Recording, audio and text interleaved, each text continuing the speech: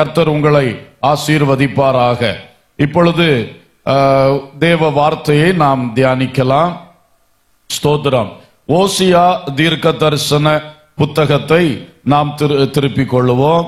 ஓசியா தீர்க்க தரிசன புத்தகத்திலிருந்து இன்றைய வார்த்தைகளை நாம் தியானிக்க இருக்கின்றோம். குறிப்பாக இஸ்ரவேலே மனம் திரும்பு என்ற ஒரு வார்த்தை அல்லது அந்த வார்த்தையின் செய்தி இந்த ஓசியா தீர்க்க தரிசனம் முழுமையிலும் இருக்கிறதை நாம் பார்க்க முடியும். இந்த 14 அதிகாரங்களிலும் ஓசியா தீர்க்கனை கொண்டு இஸ்ரவேலுக்கு கர்த்தர் பேசுகிறார். அந்த இஸ்ரவேல் என்று அங்கே சொல்லப்படுவது 10 கோத்திரங்கள் அடங்கின எப்பிராயிமை தலைமை கோத்திரமாய் கொண்ட, சமாரியாவை தலைமை பட்டணமாய் கொண்ட அந்த இஸ்ரவேல், அந்த இஸ்ரவேலர்களுக்கு சொல்லப்படுகிற தீர்க்க தரிசனமான வார்த்தை இந்த ஓசியா தீர்க்க தரிசன புத்தகம். அல்லேலூயா. ஆகவே அன்பர்களே, அந்த இஸ்ரவேலர்களுடைய நிலைமைகள் அந்த ஒவ்வொரு அதிகாரத்திலும் விளக்கி சொல்லப்பட்டிருக்கு. நான் சுருக்கமாக அதை ஒரு கோர்வையாக ஒரு சம்மரி போல நான் அதை உங்களுக்கு சில கருத்துக்களை சொல்லும்படியாக விரும்புகிறேன். முதலாவது, இந்த இஸ்ரவேலை குறித்து இந்த ஓசியாவில் சொல்லப்பட்டிருக்கிற ஒரு முக்கியமான ஓரிரு வசனங்களை நான் வாசிக்கிறேன். அந்த அடிப்படையில் தான் இந்த தேவ செய்தியை நான் கொடுக்கிறேன். முதலாவது, ஒரு கீ வேர்ஸ் என்று சொன்னால், ஒரு திறவுகோல் வசனம் என்று சொன்னால் ஓசியா 13:9. இஸ்ரவேலே, நீ உனக்கு கேடு உண்டாக்கி கொண்டாய், ஆனாலும் என்னிடத்தில் உனக்கு சகாயம் உண்டு. அல்லேலூயா. இந்த முழு ஓசியா தீர்க்க தரிசனத்தினுடைய ஒரு சுருக்கம் இந்த வசனம் என்று சொல்லலாம். இஸ்ரவேலே, நீ உனக்கு கேடு உண்டாக்கி கொண்டாய், ஆனாலும் என்னிடத்தில் உனக்கு சகாயம் உண்டு. இப்ப இஸ்ரவேல் தனக்குத்தானே கேட்டை உண்டு பண்ணி கொண்டது. ஆனா கர்த்தர் சொல்றாரு, இன்னும் என்னிடத்தில் உனக்கு ஒரு சகாயம், ஒரு உதவி இருக்கிறது. இதுதான் ஓசியா தீர்க்க தரிசன புத்தகத்தினுடைய முழு விஷயம். இன்றைக்கு நம்முடைய வாழ்க்கைக்கும் இதை கர்த்தர் அந்த தீர்க்க தரிசனத்தை கொண்டு பேசுகிறார். நமது வாழ்விலும் நாம் பல கேடுகளை உண்டு பண்ணி கொண்டோம், ஆனாலும் கர்த்தரிடத்தில் நமக்கு ஒரு சகாயம், ஒரு உதவி இருக்கிறது. அல்லேலூயா. இரண்டாவது வசனம் ஓசியா 14:1.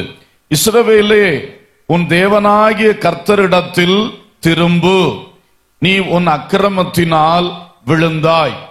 இப்ப ஆண்டவர் சொல்றாரு, நீ திரும்பு, நீ உன் தேவனாகிய கர்த்தரிடத்தில் திரும்பு என்று சொல்லுகிறார். அல்லேலூயா. ஃபர்ஸ்ட்ல சொல்றார், நீயே உனக்கு கேடு உண்டாக்கிட்ட, ஆனா இப்ப பாரு, என் கையில உனக்கு ஒரு உதவி இருக்கிறது.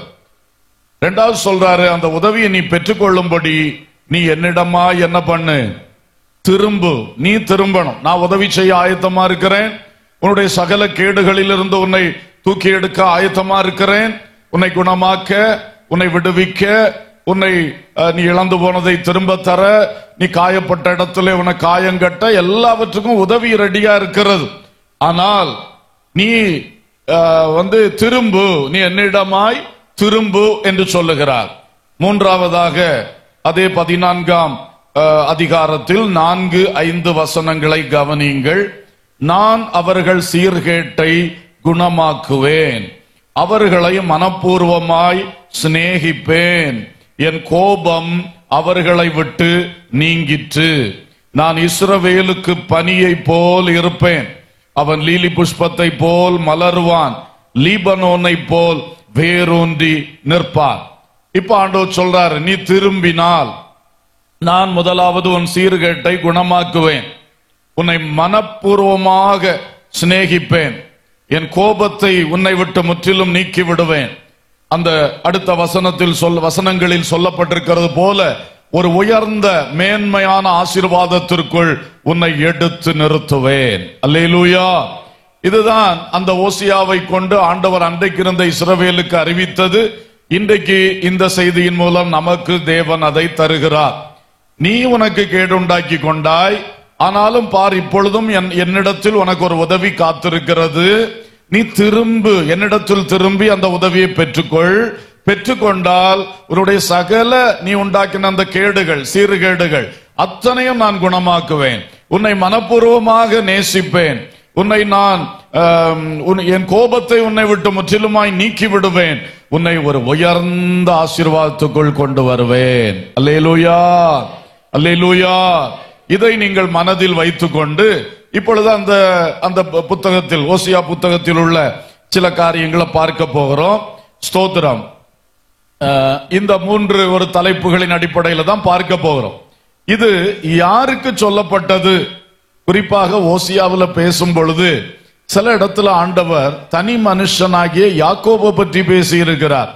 சில இடத்துல அவனுடைய குடும்பத்தை பற்றி பேசி இருக்கிறார். சில இடத்துல தேசத்தை குறித்து, அந்த இஸ்ரவேல் அல்லது அந்த எப்ராயிம் தலைமையில் உள்ள இஸ்ரவேல் தேசத்தை குறித்தும் பேசி இருக்கிறார். ஆகவே அன்பர்களே, அந்த வசனங்களை ஜஸ்ட் ஒன்னு உங்களுக்கு நினைப்பூட்ட விரும்புகிறேன். ஓசியா 12:3 சொல்லும் பொழுது, அவன் தாயின் கற்பத்திலே தன் சகோதரனுடைய குதிகாலை பிடித்தான், தன் பலத்தினால் தேவனோட போராடினான். இது அந்த தனி மனுஷனை குறித்து சொல்லி இருக்கு. யாக்கோபு தாயின் வயிற்றில் இரட்ட பிள்ளைகளாய் இருந்தார்கள், ஏசாவும் யாக்கோபும். அப்பமே இந்த யாக்கோபு ஏசா முன்னால வெளிப்பட்டுட்டான், பிறக்கிறான்னு சொல்லி அந்த டெலிவரி டைம் அவன் என்ன பண்றான், காலை பிடிச்சிட்டு வாரான். அப்போ பாருங்கள், அந்த தனி மனுஷனை குறித்து அங்க சொல்லி இருக்கு. 12ஆம் அதிகாரம் 12ஆம் வசனத்திலே, யாக்கோபு சீரியா தேசத்துக்கு ஓடி போய் இஸ்ரவேல் ஒரு பெண்ணுக்காக ஊழியம் செய்து ஒரு பெண்ணுக்காக ஆடு மேய்த்தான். இது அந்த தனி மனுஷனை குறித்து சொல்லி இருக்கிறது. அவனுடைய வாழ்க்கையிலே அவன் பதான் அராமுக்கு போய் ராகேல் என்கிற ஒரு பெண்ணை அடையும்படிக்கு அவன் 14 வருஷம் அந்த லாபான் வீட்டிலே சேவை பண்ணினான். சம்பளம் என்னையா? 14 வருஷம் நீ ஆடு மேய்க்கிறியே, நீ லாபானுக்கு ஊழியம் செய்யறிய, உனக்கு சம்பளம் என்னன்னு கேட்டா ராகேல். அந்த ஒரு பெண்ணுக்காக 14 வருஷம். பிறகு அடுத்த 6 வருஷம் அவன் குடும்பத்துக்காக, மந்தைக்காக ஆடு மேய்த்தான்.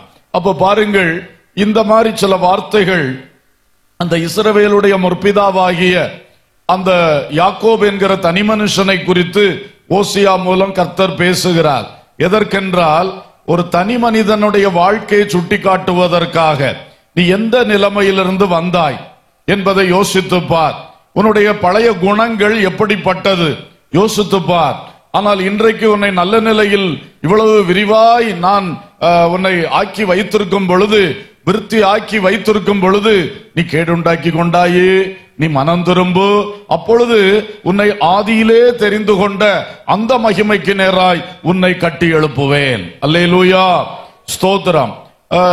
அதே போல அவன் தூதனானவரோட போராடி மேற்கொண்டான், அழுது அவரை நோக்கி கெஞ்சினான். பெத்தேலிலே அவர் அவனை கண்டு சந்தித்து அவ்விடத்திலும் நம்மோட பேசினார் என்று 12:4 சொல்லப்பட்டிருக்கிறது.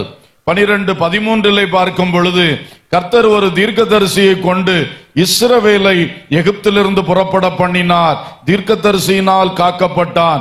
இங்கே ஒரு தேசமாக இஸ்ரவேலை சொல்லி இருக்கிறது. அப்ப இஸ்ரவேல் என்ற ஒரே பெயர் ஒரு தனி மனுஷனை குறித்தும் பல வார்த்தைகள் சொல்லப்பட்டிருக்கிறது, குடும்பத்தை குறித்தும் சொல்லி இருக்கிறது, தேசத்தை குறித்தும் சொல்லி இருக்கிறது. எனவே இங்கே நாம் கற்றுக்கொள்ள போற வார்த்தைகளை முதல்ல நம்ம தனி வாழ்க்கைக்குள்ள அப்ளை பண்ண வேண்டும், நம்ம குடும்பத்துக்குள்ள அப்ளை பண்ண வேண்டும். அடுத்தது நம்முடைய சபை, நம்முடைய தேசம் என்கிற அந்த காரியங்களை நாம் கவனிக்க வேண்டும். ஆகவே எல்லாவற்றுக்கும் பொருந்தக்கூடிய தீர்க்க தரிசனங்களை கர்த்தர் ஓசியா மூலம் கொடுத்திருக்கின்றார். அல்லேலூயா, ஸ்தோத்திரம். நான் ஒவ்வொன்றை செய்யும் பொழுதும் முதல்ல தனி வாழ்க்கையை யோசிப்போம். நம்ம வாழ்க்கையில இப்படி காரியங்கள் இருக்கிறதா, நம்ம வாழ்க்கையில ஒரு மேன்மை வர வேண்டுமே என்பதை சிந்தியுங்கள். உங்க ஒரு தனி மனுஷனுடைய வாழ்க்கை எழும்பும் பொழுது அந்த குடும்பம் எழும்பும், நீங்க சேர்ந்திருக்கிற சபை எழும்பும், நாம் எல்லாரும் இருக்கிற அந்த தேசமும் கண்டிப்பாய் தலை நிமிரும். அல்லேலூயா. சரி, இப்ப நம்ம முதலாவதாக கேடுண்டாக்கின இஸ்ரவேல், என்னென்ன காரியத்திலே இஸ்ரவேல் கேடுண்டாக்கி கொண்டான் என்பதை குறித்து இந்த தீர்க்க தரிசனத்தில் சில உவமை வார்த்தைகள் மூலம் சொல்லப்பட்டதை மட்டும் நான் உங்களுக்கு சொல்லுகிறேன். முதலாவது ஓசியா 4:16 4:16. இஸ்ரவேல் அடங்காத கிடாரியை போல் அடங்காதிருக்கிறது. இப்பொழுது கர்த்தர் அவர்களை விஸ்தாரமான வெளியிலே ஆட்டுக்குட்டியை போல் மேய்ந்து அலைய பண்ணுவார் என்று சொல்லப்பட்டிருக்கிறது. இப்போ இஸ்ரவேல் உடைய அந்த கெட்ட வாழ்க்கை, கேடுண்டாக்கின வாழ்க்கை, தேவனுக்கு பிரியமில்லாமல் செய்த வாழ்க்கையை குறித்து ஒரு வார்த்தை சொல்றார். அவனை பார்க்கும்போது அடங்காத கிடாரிய போல அவன் இருக்கிறான் என்று கர்த்தர் இஸ்ரவேலை பற்றி சொல்றார். அப்ப பாருங்கள், அடங்காத கிடாரி. கர்த்தருக்கு ஸ்தோத்திரம். ஆம்பிளிஃபைட்ல அதுக்கு ஒரு அழகான விளக்கம் கொடுக்கப்பட்டிருக்கிறது. Israel has behaved stubbornly like a stubborn heifer. ஒரு கடினமான, அங்குமிங்கும் திருந்தாத அல்லது வளைந்து கொடுக்காத, பிளெக்சிபிலிட்டி அல்லாத, ஒரு திருந்துகின்ற தன்மை இல்லாத ஒரு கடின இருதயம் உள்ள ஒரு ஸ்டபர்னான, அந்த மாதிரி அடங்காத ஒரு ஆளை போல இஸ்ரவேல் இருக்கிறது. How then should he expect to be fed and treated by the Lord like a lamb in a large pasture? இந்த வார்த்தையினுடைய அர்த்தம் என்ன சொல்லுதுன்னா, அவன் கீழ்ப்படிய மாட்டேங்கிறான். ஆனா இந்த லார்ஜ் பாஸ்டர்ல, இந்த மந்தையில கீழ்ப்படிந்திருக்கிற ஒரு ஆட்டுக்குட்டியை போல தானும் போஷிக்கப்படணும், வளரணும்னு அவன் எப்படி எதிர்பார்க்க முடியும்? அதுதான் இந்த வசனத்தின் மூல அர்த்தத்தினுடைய ஒரு விளக்கமாக கொடுக்கப்பட்டிருக்கிறது. நல்லா கவனிங்க. நம் ஒவ்வொருவரையும் கர்த்தர் ஒரு மந்தையின் ஆடுகளாக நம்மை சேர்த்திருக்கிறார்.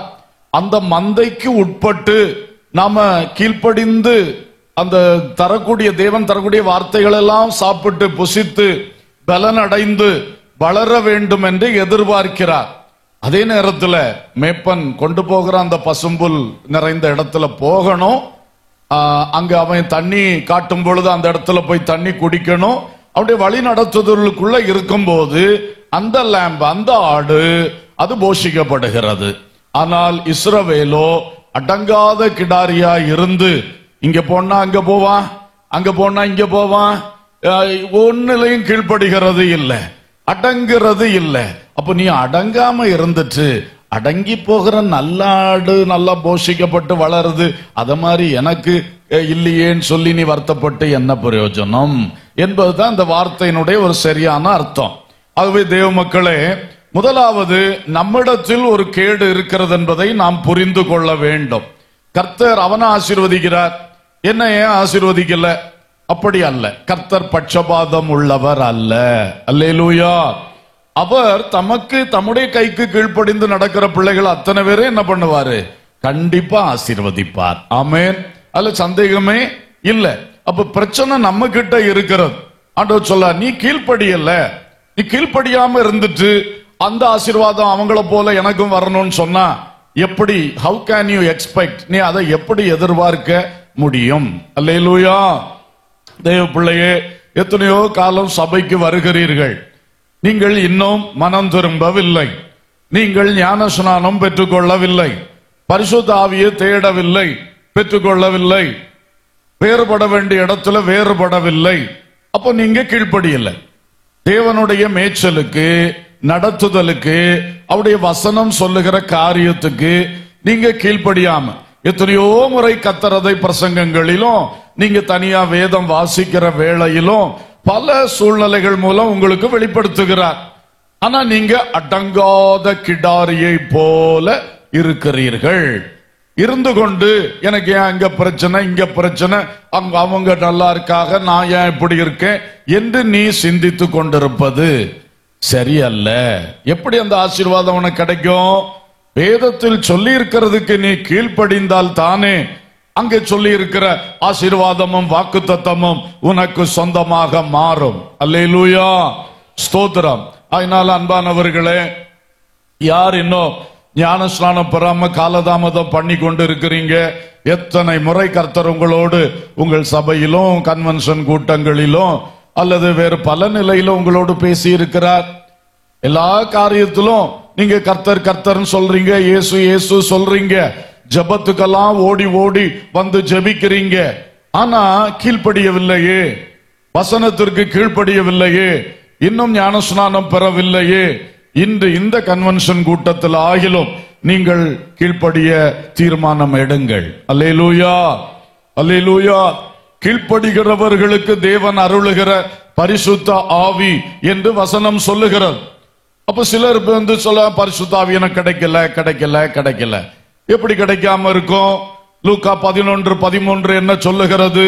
பொல்லாதவர்களாகிய நீங்கள் உங்கள் பிள்ளைகளுக்கு, சொல்லுங்க, தெரிஞ்ச வசனத்தை சேர்ந்து சொல்லுவோம், நல்ல ஈவுகளை கொடுக்க அறிந்திருக்கும் போது பரமபிதாவானவர் தம்மிடத்தில் வேண்டிக் கொள்ளுகிறவர்களுக்கு பரிசுத்த ஆவியை கொடுப்பது அதிக நிச்சயம் அல்லவா? அல்லேலூயா. எவ்வளவு கேரண்டியா பேசுறார். நீ கேளு, தருவார். ஆனா என்ன, நீ முதல்ல கீழ்ப்படியணுமே.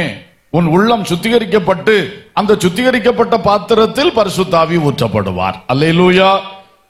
ஒரு அசுத்தமான பாத்திரத்துல, பாவம் மன்னிக்கப்படாத ஒரு இருதயத்துல பரிசுத்த ஆவி வர முடியாது.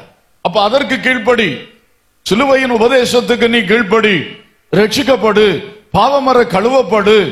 அதை செஞ்சுட்டு தேவ ஆவியை கேட்டா உடனே தருவார். அல்லேலூயா. கீழ்ப்படிய ஒப்பு கொடுங்கள், கீழ்ப்படிய ஒப்பு கொடுங்கள். சில காரியத்துல அடம் பிடிச்சு நிக்கிறீங்க. ஞானஸ்நானம் என்கிறதுக்கு மட்டும் அடம் பிடிச்சு நிக்கிற, அதை எடுக்கிறது இல்லை, மற்றது எல்லாத்துக்கும் ரெடியா இருப்பார்கள். அப்ப எப்படி? அப்படிப்பட்ட நபர்களை பற்றி தான் இந்த வசனம் சொல்லுது. இஸ்ரவேல் எல்லா சத்தியமும் ஆரம்பம் முதலே, யாக்கோபு முதலே, ஆபிரகாம் முதலே எல்லாம் தெரிஞ்சோம், கீழ்ப்படுகிறது இல்ல, கீழ்ப்படுகிறது இல்ல. நீ அடங்கவில்லை என்று கர்த்தர் சொல்றார். அல்லேலூயா, அல்லேலூயா, ஸ்தோத்திரம். யோசித்து பாருங்க. அது மட்டுமல்ல, நாம் இந்த உலகத்திலே தேவனுக்கு அடங்குவது முக்கியம். இரண்டாவது, சிலருக்கு அடங்கணும்னு தேவன் விரும்புறார். பிள்ளைகளே, உங்கள் பெற்றாருக்கு கீழ்ப்படியுங்கள்.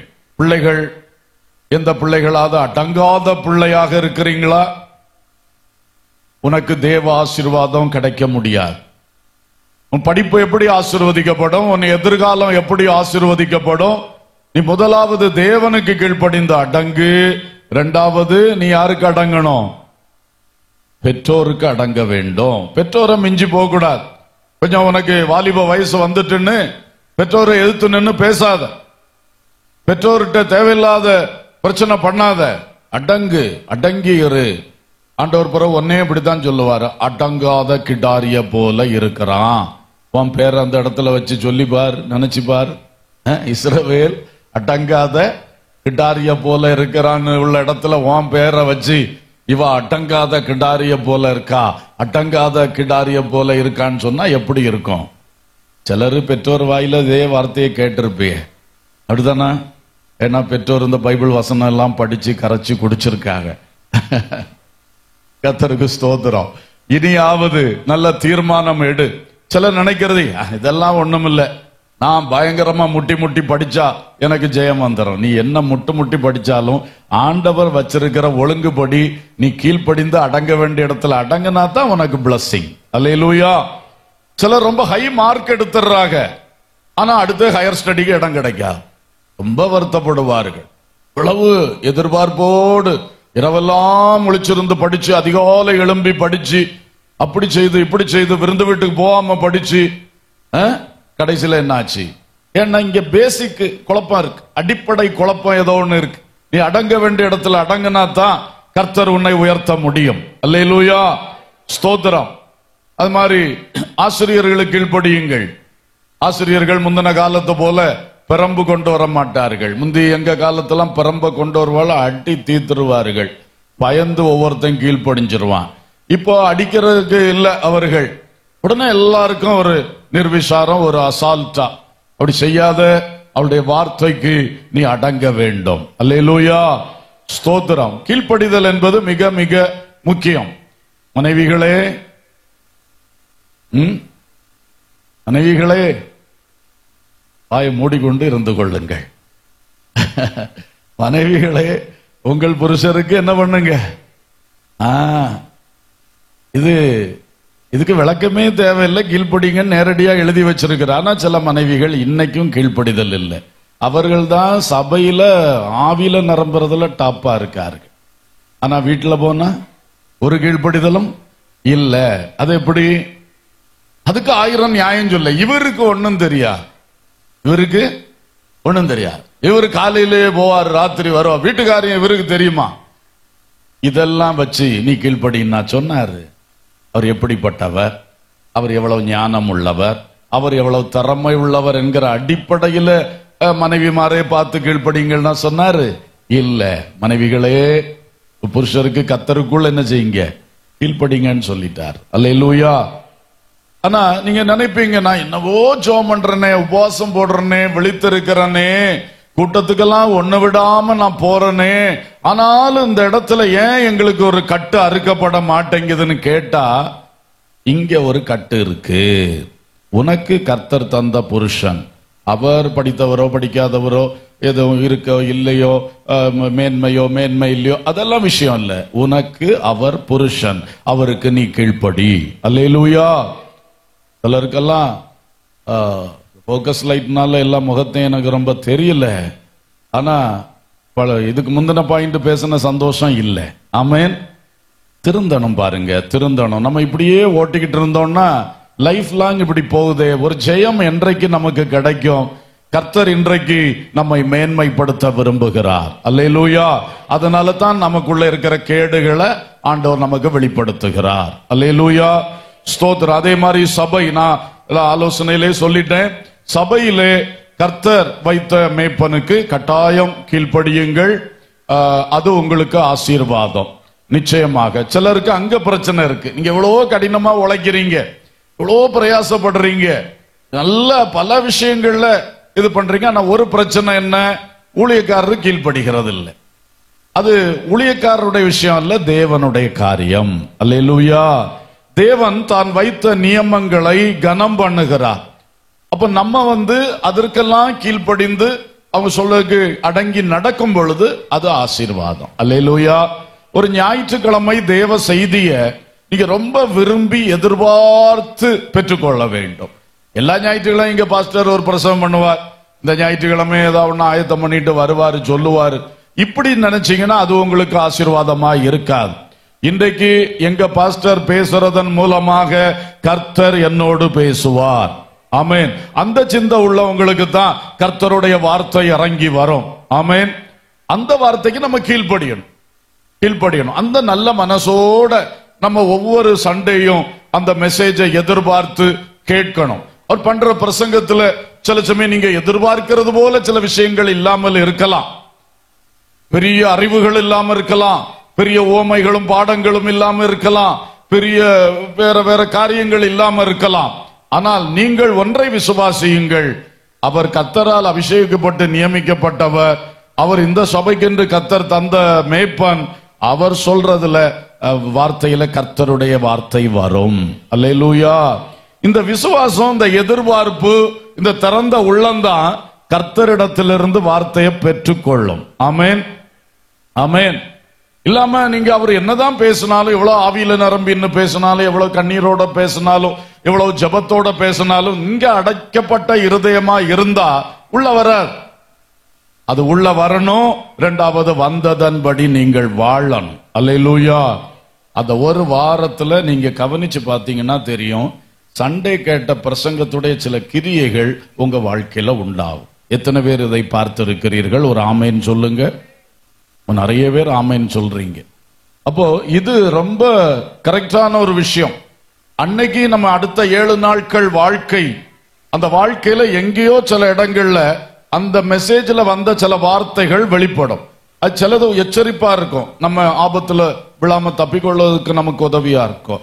சிலது நமக்கு ஒரு என்கரேஜ்மெண்டா இருக்கும். சில சோர்வின் வேளை வரும், அப்ப அந்த வார்த்தை நமக்கு ஞாபகத்துக்கு வரும், அதை நம்மை திடப்படுத்தும். அல்லேலூயா. சிலது வழி காட்டும், என்ன செய்யணும், இதை தெரிந்து கொள்ளவா, அதை தெரிந்து கொள்ளவா. இப்படியெல்லாம் ஒரு சூழ்நிலை இருக்கும்போது கரெக்டா அந்த வார்த்தை அங்க ஆண்டவர் அன்னைக்கு கொடுத்திருப்பார். அது வெள்ளிக்கிழமையா இருக்கலாம், அது செவ்வாய்க்கிழமையா இருக்கலாம், ஆனா வார்த்தை ஞாயிற்றுக்கிழமை கிடைச்சிருக்கும். அல்லேலூயா. அதை ஆவியானவர் நினைப்பூட்டி தருவார். ஆமென். சோ இதை மேன்மையாக நீங்கள் எடுத்துக்கொண்டு சொல்லப்படுகிற பிரசங்கம் மட்டுமல்ல, சபையில சில அறிவிப்புகள் கொடுப்பார்கள், சில ஆலோசனைகள் பேசுவார்கள். எல்லாமே நமக்கானது, சந்தோஷமா ஏற்றுக்கொள்ளணும்.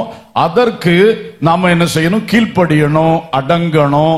அப்பொழுது உங்கள் வாழ்க்கை இந்த ஓசியா 14 கடைசி வசனங்களில் சொல்லப்பட்டது போல ஒரு மேன்மை அடையும். அல்லேலூயா.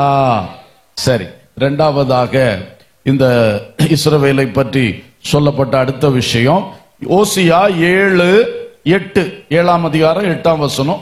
எப்பிராயீம் அந்நிய ஜனங்களோட கலந்திருக்கிறான், எப்பிராயீம் திருப்பி போடாத அப்பம். இப்ப ஆண்டவர் இரண்டாவது ஒரு கம்ப்ளைண்ட் சொல்றாரு. இப்ராஹிம்னா இஸ்ரவேலை தான் சொல்றாரு. நம்ம முதல்ல சொன்னேன் இல்ல, இந்த 10 கோத்திரத்துக்கு தலைமை கோத்திரம் எப்பிராயீம். அப்போ எப்பிராயீமே, நீ திருப்பி போடாத அப்பம். நமக்கு புரியணும்னா திருப்பி போடாத தோசை. நம்ம தோசை சுட்டு பழகிருக்கோம்ல, ஒரு தோசைய திருப்பி போடணும்ல, குறித்த டைம்ல கரெக்டா திருப்பி போடணும். அப்பதான் 2 பக்கமும் சீராக வெந்து அது புசிக்கத்தக்கதாக கரெக்டா வரும். இது என்ன ஆகுது? ஒரு பக்கம் வெந்திருக்கும், மறுபக்கம் வேகாம கிடக்கும், சிலது கரிஞ்சு போகும். இப்படி எல்லாம் பல சம்பவங்கள் நடக்கும். ஆண்டவர் சொல்லாரு, உன்னை பார்க்கும்போது இஸ்ரவேலே, எப்பிராயீமே, திருப்பி போடாத அப்பமா இருக்கியப்பா என்று சொல்லுகிறார். அந்த முதல் வசனமே, அதுக்கு முதல் வார்த்தையே அதுக்கு விளக்கத்தை தருகிறது.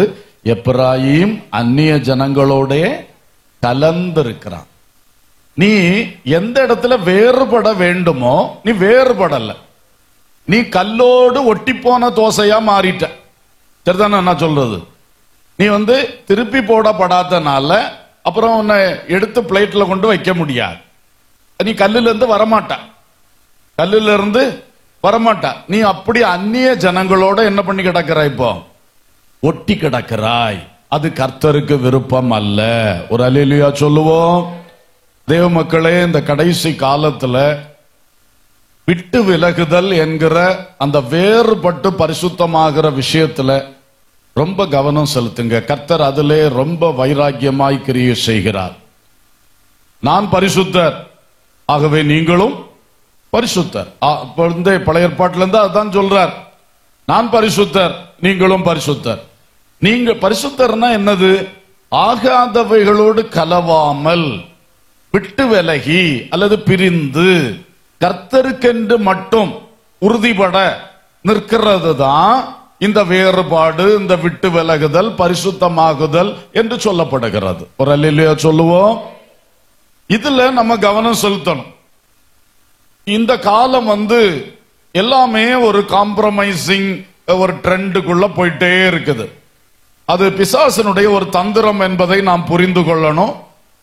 பல பிரசங்கங்கள், பல இதெல்லாம் நம்ம அந்த மாதிரிப்பட்ட பிரசங்கங்கள் நிறைய இருக்கிறது. அதனால இந்த காலத்துல விசுவாசிகளுக்கு ரொம்ப சிரமமா இருக்கு. முந்தின காலங்கள்ல பெந்தேகோஸ்தே சபைகள்னா ஏறக்குறைய எல்லா பெந்தேகோஸ்தே சபையில ஒரே விதமான உபதேசம் தான் இருக்கும். அப்ப எங்க போனாலும் அவைக்குரிய ஒரு வாழ்க்கை அப்படி சொன்னா இந்த உபதேசம், இதுல நம்ம நிக்கணும், அப்படி எல்லாருக்குமே ஒரு தெளிவு இருந்தது, எல்லாருக்குமே அதுல ஒரு உறுதிப்பாடும் இருந்தது. இப்ப என்ன? இதே போல தானே அவங்களும் எல்லாத்தையும் ஆவியிலே நிரம்புறாங்க. அவங்களுக்கும் அது இருக்கு, இது இருக்கு, எல்லாம் இருக்கு. அவங்க இப்படி உபதேசம் பண்றாங்களே, அப்போ இவங்க மட்டும் ஏன் கடின உபதேசம் பண்றாங்க? அப்படி இல்லை. கடின உபதேசமோ லேசான உபதேசமோ அல்ல, வேத வசனத்தின் உபதேசம். அல்லேலூயா. அது கடினமா இருந்தாலும் லேசா இருந்தாலும் நம்ம அதுக்கு கீழ்ப்படியணும். சிலருக்கு சில விஷயம் கடினமா இருக்கும், இன்னொரு ஆளுக்கு அது லேசா இருக்கும். உங்களுக்கு இன்னொரு விஷயம் லேசா இருக்கும், அது இன்னொரு ஆளுக்கு கஷ்டமா இருக்கும். அது இயற்கை. ஆனா இதுல லேசானதுக்கும் கடினமானதுக்கும் அல்ல. நாம் வசனத்தின்படி யாரை விட்டு விலகணும், எதை விட்டு விலகணும், விலகுனா தான் பரிசுத்தம். அல்லேலூயா, ஸ்தோத்திரம். நான் ரொம்ப விளக்கம் சொன்னா டைம் ஆயிருமோன்னு பயப்படுறேன். இருந்தாலும் இந்த வேறுபாடை பற்றி பைபிள்ல நீங்க வேதம் வாசிக்கும் பொழுதே விட்டு விலகு அப்படின்னு நிறைய வார்த்தை இருக்கும். இதை கொஞ்சம் நீங்க கவனிச்சாலே போதும். முடிந்தா குறிப்பெடுத்து வைத்துக் கொள்ளணும். நான் பார்த்ததுல இந்த வேத வசனங்கள்ல விட்டு விலகு அப்படின்னு சொல்லி இருக்கக்கூடியது மொத்தமா ஒரு 5 தலைப்புல சொல்லிடலாம்னு நினைக்கிறேன். ஒன்று பாவம் சம்பந்தப்பட்டவைகள், அவைகளை விட்டு என்ன செய்யணும், விலகு. நிறைய வசனங்கள்ல அது இருக்கு. அப்புறம் இந்த பாவம், அடுத்தது துருபதேசம், கள்ள உபதேசம், கள்ள தீர்க்கதரிசனம், அப்படி நிறைய வார்த்தைகளால் சொல்லப்பட்டிருக்கும். அது அவைகளை விட்டு என்ன பண்ணுன்னு சொல்லி இருக்கு, விலகு அப்படின்னு சொல்லி இருக்கு. அடுத்ததாக நம்ம பார்க்கும் பொழுது விக்கிரகம் அது சம்பந்தமான எல்லாவற்றையும் விட்டு நீ என்ன செய்யணும், விலக வேண்டும் என்று சொல்லி இருக்கு. அதுல நிறைய வரும், விக்கிரக ஆராதனை விட்டு விலகு, விக்கிரத்து படைத்ததை விட்டு விலகுன்னு நிறைய வசனங்கள் இருக்கிறது.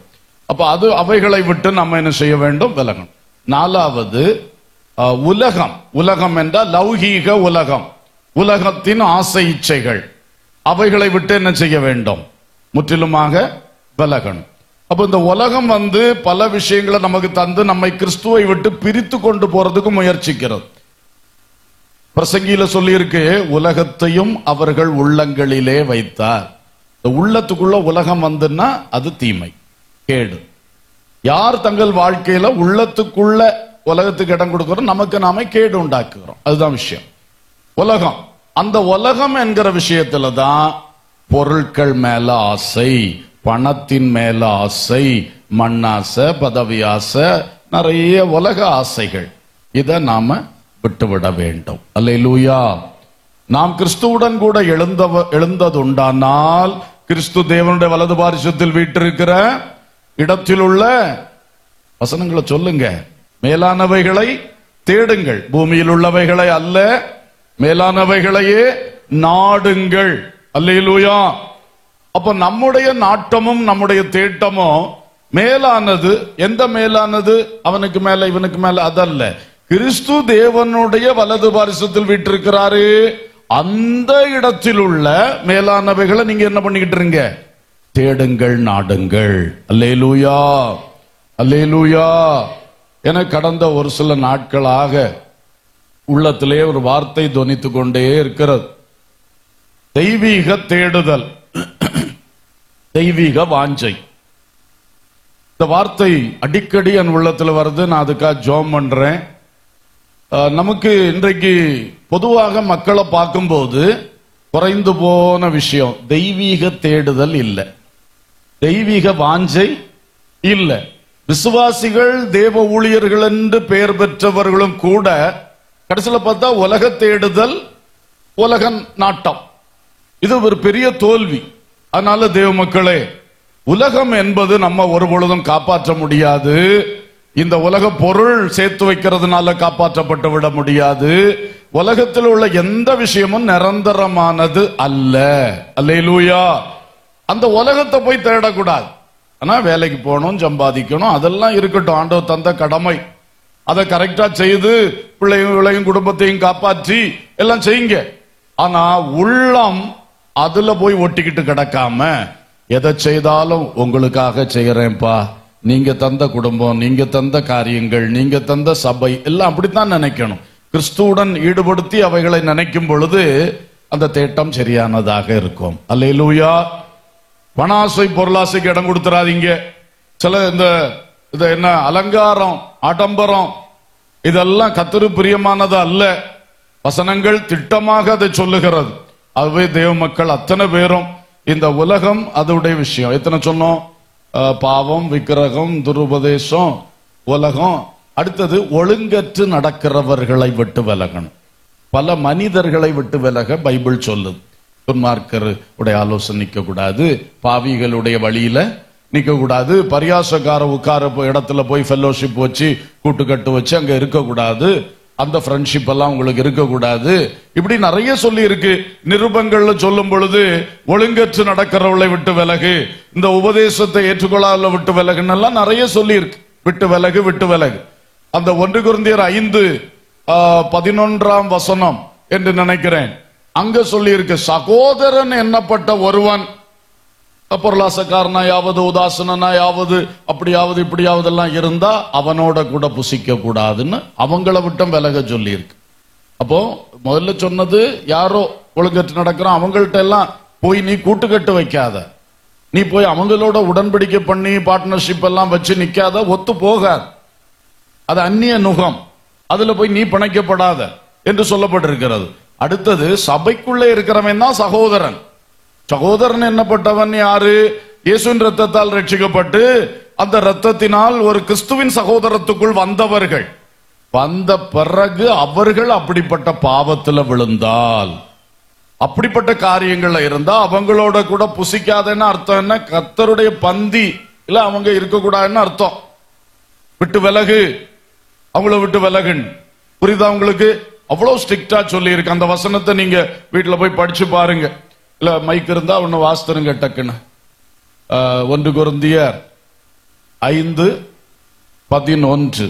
நான் உங்களுக்கு எழுதினது என்னவென்றால், சகோதரன் எண்ணப்பட்ட ஒருவன் விபச்சாரக்காரனாவது, பொருளாசைக்காரனாவது, விக்கிராரணக்காரனாவது, உதாசீனாவது, வெறியனாவது, கொள்ளைக்காரனாவது இருந்தால் அவனோட கலந்திருக்க கூடாது, அப்படிப்பட்டவனோட கூட புசிக்கவும் கூடாது.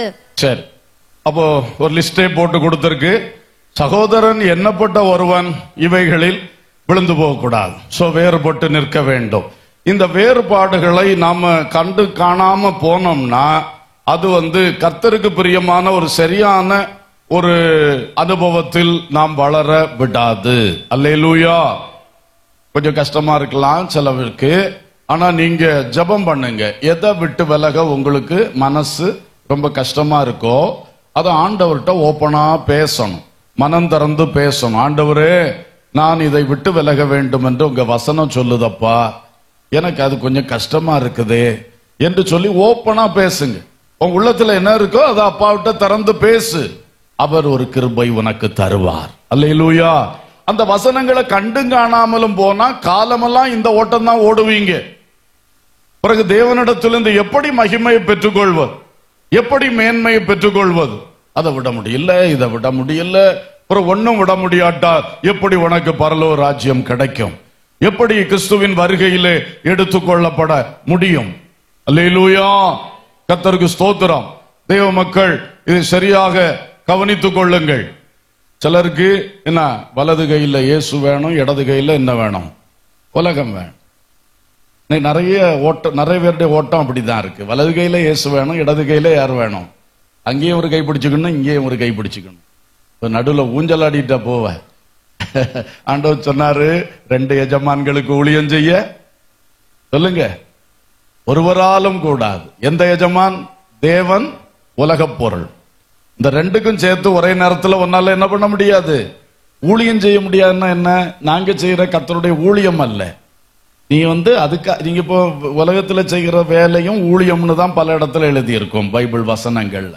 அப்ப அதே மாதிரிதான் நம்ம தேவனையும் தேடி உலகத்தையும் தேடுறேன், அப்படி 2 தேட்டத்தை வச்சுட்டு ஒருத்தர் என்ன செய்ய முடியாது, ஓட முடியாது. கர்த்தருக்கு ஸ்தோத்திரம். இப்ப உதாரணத்துக்கு பணம் சம்பாதிக்கிறேன், எனக்காக சம்பாதிக்கிறேன், உலகத்துல நல்லா இருக்கணும், பெரியவனா மாறணும், பக்கத்து வீட்டுக்காரனோட 1 அடி உயரத்துல வீடு கட்டணும்.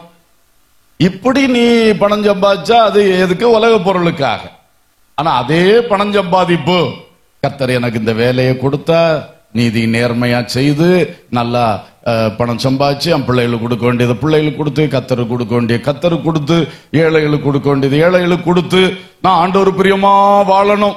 இந்த சிந்தனை வந்தா அது தெய்வீக காரியம், தேவனுக்காய் ஊழியம் செய்வது. அல்லேலூயா. இப்படி எல்லா விஷயத்துக்கும் இது பொருந்தும்.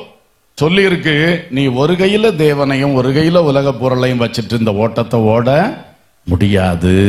அல்லேலூயா. பஸ்ஸுக்குள்ள ஏறி உட்கார்ந்துட்டு பக்கத்து மரத்தில் இருக்கிற ஒரு கொப்பையும் பிடிச்சு வச்சுக்கிட்டு சிரிக்கிறிய. இதைத்தான் பலரும் செய்துகிட்டு இருக்கோம் வாழ்க்கையில.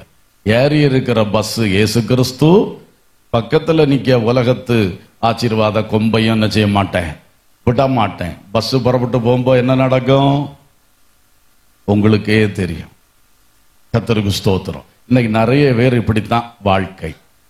நிறைய தேவ மக்கள் என்று பெயர் பெற்ற எல்லாருக்கும் இப்படித்தான் இருக்கு. குட்டி வேற வெளியே இருக்கு, ஆளுதான் இங்க இருக்கு. சபைக்குள்ள இருக்கீங்கன்னு தான் பேர், முழு பிடியும் இங்க தான் இருக்கு வெளியே.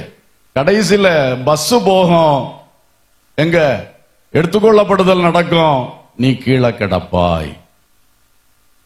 இது எச்சரிப்பு, சாபம் இல்லை. சாபமா சொல்ல மாட்டேன். ஏன்னா கர்த்தர் தந்த வசனமே அப்படித்தான். நீ கேடு உண்டாக்கி கொண்டாய், ஆனா உனக்கு என்னிடத்தில் உனக்கு என்ன இருக்குது? ஆமா, அதை மறந்துடக்கூடாது. அல்லேலூயா. அந்த சகாய கரம் இன்னைக்கு நீட்டப்பட்டிருக்கு. அதுக்கு நேரா திரும்பணும், இந்த மேன்மைக்குள்ள வரணும் என்பதுதான் அன்பின் தேவனுடைய ஒரு பெரிய இருதயம். அல்லேலூயா. சரி, இப்போ இந்த திருப்பி போடப்படுகிற ஒரு நிலை கண்டிப்பாக வர வேண்டும். அது மிக மிக நிச்சயமான காரியம். மூன்றாவதாக இந்த எப்ராயிம் எப்படிப்பட்டவன்? ஓசியா 7:16 7:16 திரும்புகிறார்கள், ஆனாலும் உன்னதமானவரிடத்திற்கு அல்ல, மோசம் போக்குகிற வில்லை போல் இருக்கிறார்கள். இப்ப இவங்களுக்கு சொல்லுகிற இன்னொரு பெயர், முதல்ல என்ன பேரு? அடங்காத கிடாரின்னு சொன்னாரு. ரெண்டாவது திருப்பி போடாத அப்பம் சொன்னாரு. மூன்றாவது என்ன பேர் சொல்றாரு? மோசம் போக்குகிற வில்லு. வில்லு தெரியுமா? பழைய காலத்துல வில்லும் அம்பும். இந்த வில்லு இப்படி, அதுக்கு பேர் என்ன, போ, அப்படி ஒரு வளைஞ்சிருக்கும். அந்த ஒரு ஸ்ட்ரைட் கம்பு இருக்கும், அதுல ஒரு வளைந்த இது இருக்கும். அதுல தான் இந்த அம்பை வச்சுட்டு அப்படி இழுத்துட்டு விடுவாங்க, அந்த அம்பு போகும். இப்போ இங்க சொல்றாரு, இந்த ஜனங்கள் இஸ்ரவேலர் எப்ராயிமர் திரும்புகிறார்கள், வாழ்க்கையில பல தடவை திரும்புகிறார்கள். புது வருஷ ஆராதனை தோறும் என்ன பண்றாங்க? என்ன செய்யறாங்க? நல்லாவே திரும்புகிறார்கள். சில வேளை கர்த்தருடைய பந்தி மேசையில இருக்கிறத கண்டா என்ன செய்து விடுவார்கள்? உடனே என்ன செய்வார்கள்? திரும்புவார்கள். பல தடவை இவர்கள் திரும்புகிறார்கள், ஆனால் உன்னதமானவரிடத்திற்கு அல்ல. இவர்கள் மோசம் போக்குகிற வில்லு. வில்ல எடுத்து அங்க போகணும்னு அடிச்சா அது இங்கதான் போகும். ஏன்னா இது என்ன வில்லு? இது ஏமாற்றுகிற வில்லு. இந்த வில்லு சரியில்லை. ஸ்தோத்திரம். அங்க உன்னதமானவருக்கு நேரா போகணும்னு சொல்லி அடிச்சு விட்டா அது அங்க போகாது, அது திரும்பி வேற இடத்துக்கு போகும். ஆனா திரும்புகிறார்கள். ரொம்ப ரொம்ப தீர்மானம் எடுக்கிறாங்க. சாட்சிகள்ல கூட பல தடவை சொல்லுகிறார்கள். இந்த சாட்சிகளை எல்லாம் ரெக்கார்டு பண்ணி வச்சு ஒரு 5 வருஷம் 10 வருஷம் அவங்க சொன்ன சாட்சிகளை அவளுக்கே போட்டு காட்டுனா தெரியும் எவ்வளவு மோசம் போக்குற வில்லுகளா இருக்கிறார்கள் என்று.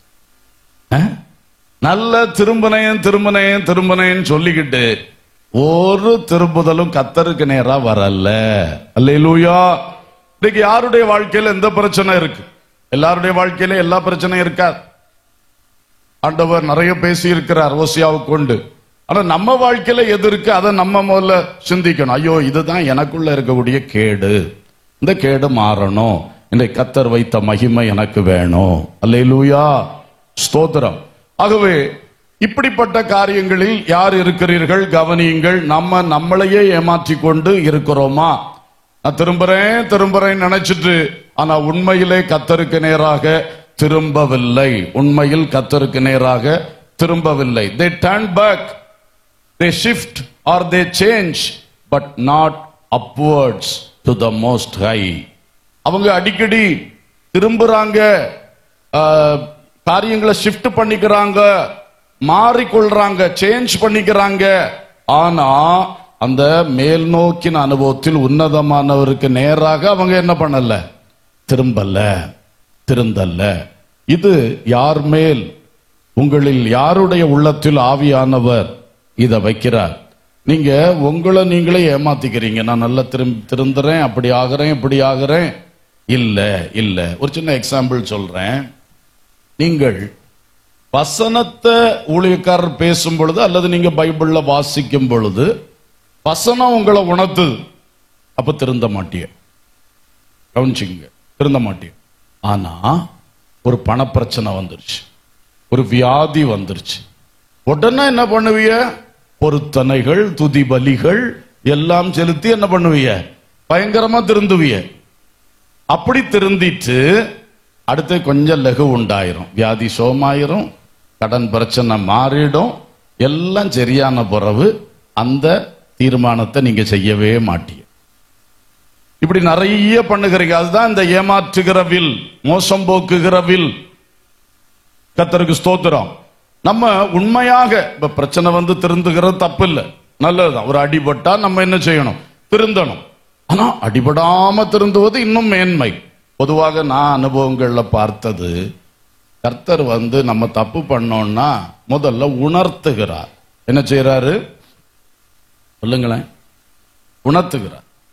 உணர்த்துவார். அந்த உணர்த்தும் போது ஒரு பிரசங்கத்துல உணர்த்துவார், நம்ம வாசிக்கும் பொழுது உணர்த்துவார், நம்ம ஜெபிக்கும் போது உள்ளுணர்வுல உணர்த்துவார், பல நிலையில உணர்த்துவார். ஒரு சொப்பனம், ஒரு தரிசனம், ஏதோ ஒன்ன வச்சு உணர்த்துறாருன்னு வச்சுக்கீங்களேன்.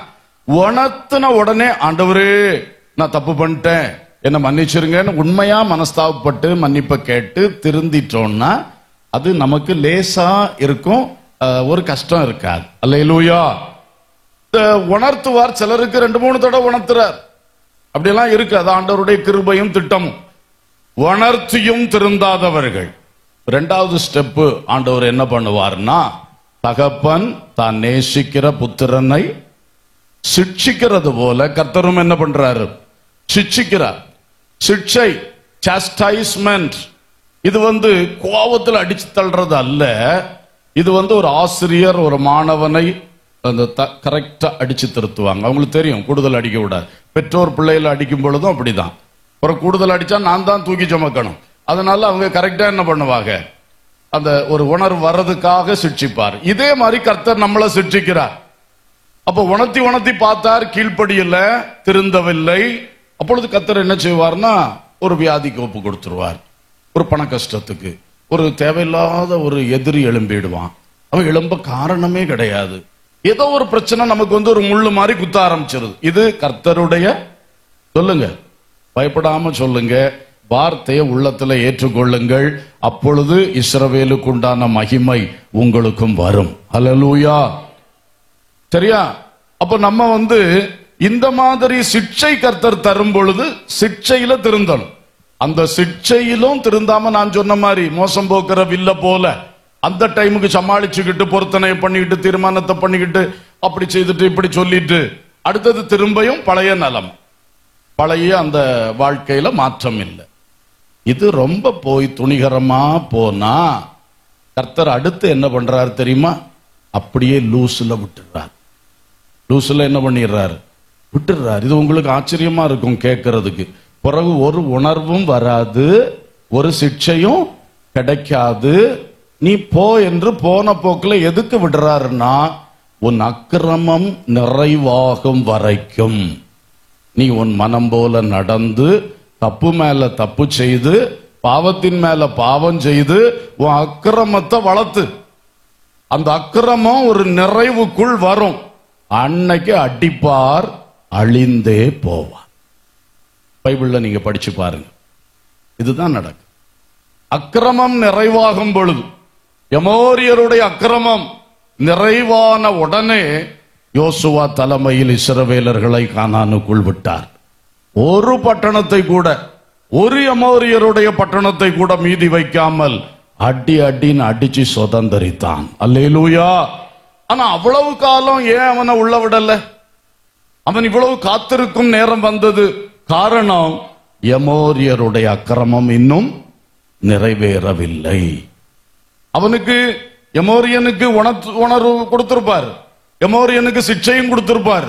எல்லாம் மிஞ்சி போனோன்னு இனி நீ அழிவுக்கு போ, தண்டனைக்கு போ, அதுக்கு உனக்கு கொஞ்சம் காலம் கொடுக்கிறேன், போ, நீ அக்கிரமத்தின் மேல அக்கிரமம் செய். இப்படித்தான் பலருக்கு நடக்குது இன்னைக்கு. நீங்க சபைக்குள்ளேயும் கவனித்து பாருங்க, வெளியே உலகத்திலையும் கவனித்து பாருங்க.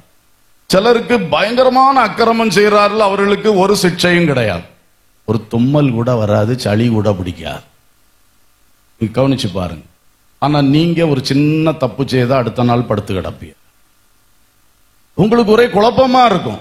என்ன இது, நான் ஒரு வார்த்தை தானே ஸ்பீடுல விட்டுட்டேன், ஆண்டவர் என்ன எப்படி அடிச்சு போட்டுட்டாரு. உன்னை நேசிக்கிறார், உன்னை அந்த திருத்துகிற அந்த நிலையில வச்சிருக்கிறார், டீல் பண்ணிக்கிட்டே இருக்கிறார் உன்னை. அதனாலதான் தகப்பன் நேசிக்கிற பிள்ளைய சிச்சிக்கிற மாதிரி உன்னை என்ன பண்றாரு, சிச்சிக்கிறார். ஆனா அவனை அப்படி விட்டுட்டார் லூஸ்ல. ஆனாலும் அவன் என்னவும் செய்வான், செய்து செய்து அவன் அக்கிரமம் பெருகும். ஒரு நாள் வரும், அன்றைக்கு அவன் அழிவை அறுப்பான். அவனுக்கு அதுக்கு பிறகு இரக்கமே, தேவ இரக்கமே இருக்காது. இதை ஒரு தேவ மக்களும் அடைந்து விடக்கூடாது. அல்லேலூயா. இதெல்லாம் துன்மார்க்கருக்கு வரக்கூடிய பங்கு. துன்மார்க்கருக்கு வரக்கூடிய பங்கு ஒரு ரட்சிக்கப்பட்ட தேவ பிள்ளையுடைய வாழ்க்கையில வந்து இறங்கிடக்கூடாது. அதனாலதான் நம்ம மோசம் போக்குற வில்ல போல சும்மா அங்க திருந்தனே இங்க திருந்தனே, ஒரு அடி வந்தோன்னு நெருக்கம் வந்தோன்னு திருந்திக்கிட்டு அதுக்கு பிறகு திரும்ப கொஞ்சம் ஈஸியான உடனே லகு உண்டான உடனே திரும்ப இருதயம் கடினப்படுவது, அப்படி செய்யக்கூடாது. எப்பிராயிமுடைய அடுத்த ஒரு மிஸ்டேக் அதுதான். அடுத்து சொல்லியிருக்கு 4வது ஓசியா 7:11. 7:11 எப்பிராயிம் பேதையான புறாவை போல இருக்கிறான், அவனுக்கு புத்தி இல்லை. எகிப்தியனை கூப்பிடுகிறார்கள், அசீரியனிடத்துக்கும் போகிறார்கள். அவன் சில்லி டவ்வா மாறிட்டான், பேதையான ஒரு புறாவாக மாறிவிட்டான். ஆண்டவர் சொல்ற அடுத்த ஒரு காரியம், எப்பிராயிம் யாரா மாறிட்டான் சொல்லுங்க? பேதையான புறா.